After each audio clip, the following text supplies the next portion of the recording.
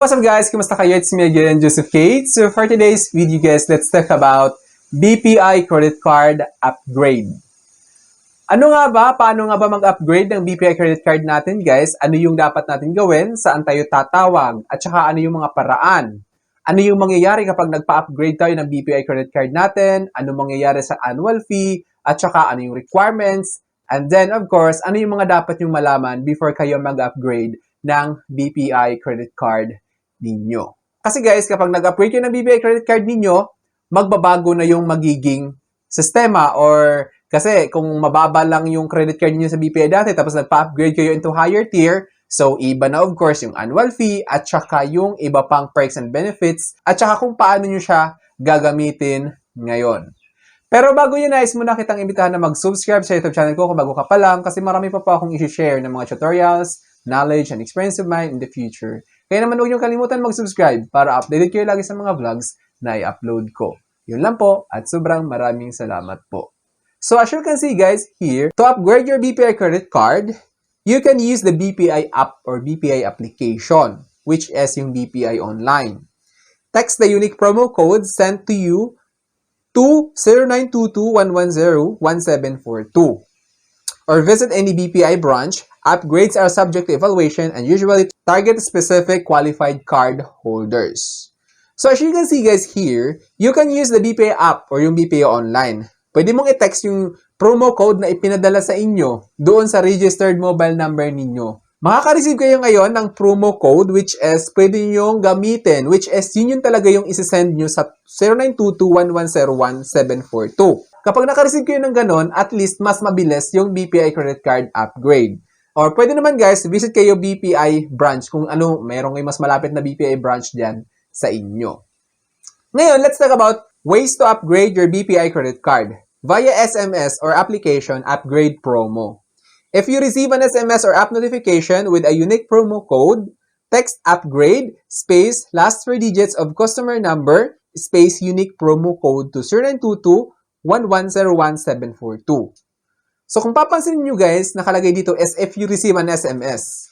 So kapag naka-receive kayo ng SMS guys, much better. Kasi mas mabilis yung pag-request ninyo ng upgrading your BPI credit card. Nandito yung format guys, which is kailangan yung i-type sa text message to guys ha. Text message siya. Upgrade space last 4 digits of customer number. Siguro naman aware kayo ng customer number ninyo, yung ginagamit nyo kung saan kayo nagbabayad ng bills ninyo sa BPI credit card ninyo. Then, space kayo, then unique promo code. So, sinabi ko kanina, kapag qualified kayo, papadalang kayo ng unique promo code ni BPI, which is yun yung iti-text nyo ngayon, kasama nitong upgrade, space, last 4 digits of your customer number, then space, unique promo code to 0922-110-1742. Then, pwede rin guys via BPI branch. Visit any BPI branch to apply for a different card variant, which will be subject to evaluation and approval. So ngayon, much better guys, kung balak nyo magpa-upgrade or di kaya gusto nyo mag-avail ng additional BPI credit card, pwede din. Kung ayaw mo siyang i-upgrade, gusto nyo lang mag-add kayo ng credit card, parang upgrading pa rin siya, but gusto mong i-stake or gusto mo pa rin gamitin yung existing BPI credit card ninyo. Pwede naman. Pwede kayo mag-request ng additional credit card or di kaya kapag upgrading talaga, yung older BPI credit card ninyo is magiging deactivated yun pagkadating ng upgraded version ng BPI credit card ninyo. Via credit limit increase, you can request a credit limit increase via BPI Help and Support website. If you have an existing active credit card from another bank, the submission of income documents may be waived. So ngayon, if balak mo naman mag-credit limit increase, kasi guys, nais kong malaman ninyo na gusto nyo magpa-upgrade ng BPI credit card, ngayon, kapag hindi na-reach yung required credit limit ng credit card na yon, like for example, ito, take note of this. Yung credit limit lang ng Gold Rewards card ninyo is nasa 150,000 lang. Ngayon, gusto mo ng BPI Visa Signature. Hindi ma-approve yung requesting of BPI credit card upgrade ninyo kasi yung required credit limit ng BPI Visa Signature is 300,000 above.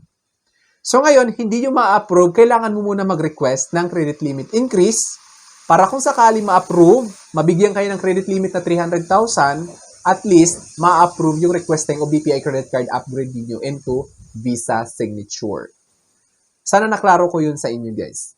Via Lazada, apply for a premium cards, example is Gold, Platinum, or Visa Signature, through the BPI official website or official Lazada store. Important details. Confirmation. You should receive a confirmation within 5 to 7 banking days or SMS upgrades. And the new card will be delivered within 10 banking days. So ngayon kapag nagpa-upgrade kayo, like for example, tumawag kayo sa BPI Contact Center or pumunta kayo sa BPI branch to request for a BPI credit card upgrade, make sure na makaka-receive kayo guys ng confirmation from them within 5 to 7 banking days via SMS saying na yung credit card ninyo is na-upgrade. And yung magiging new upgraded BPI credit card ninyo is i-deliver within 10 banking days. Para confirm, hindi kayo nag-aantay sa wala. Eligibility. Only principal cardholders who receive an email or Viber message from BPI are eligible to register for specific upgrade promos. So as you can see guys here, only cardholders, principal cardholders. So ibig sabihin yung mga supplementary lamang ay hindi po qualified to request for a BPI credit card upgrade. So sana na-clear ko yun sa inyo guys. Then yeah, let's talk annual fees. So ano nga ba yung mangyayari sa annual fee guys kapag nagpa-upgrade kayo ng BPI credit card? Ngayon, yung mangyayari sa annual fee guys is tataas din siya.